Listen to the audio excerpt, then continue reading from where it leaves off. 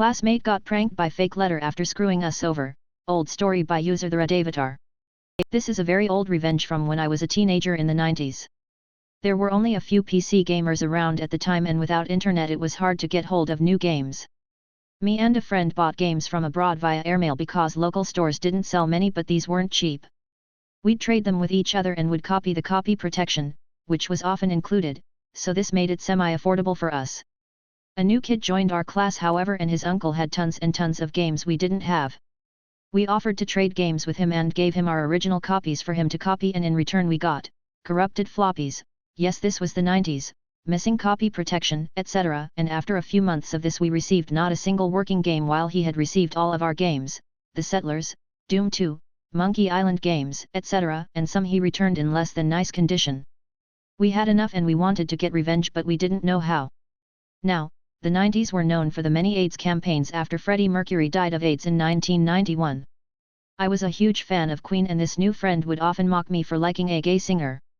He came from a very conservative family and his mother was quite Catholic, and this is what gave us an idea when we had to attend an AIDS event organized by a certain foundation with our class. At the end we were given flyers about AIDS, homosexuality, etc., and free condoms with the logo of the AIDS Foundation were up for grabs. We each grabbed a few for reasons you'll soon reach below. Me and my friend were one of the very few with a computer and inkjet printer at home, so we got this idea to screw him over. We created a fake letter addressed to our friend pretending we were the AIDS Foundation, copying the logo and everything to make it look as authentic as possible. It went something like this. Dear first name. Thank you for your letter. We understand it's difficult being open about being homosexual and you have many questions after the event you attended with your class. Please find enclosed a flyer which should answer many of your questions as well as some condoms. Please practice safe sex at all times. We enclosed all the flyers we had gotten at the event as well as the condoms and mailed it to Mr. Last Name to guarantee his father would open the letter first. We had no idea the shitstorm this would create.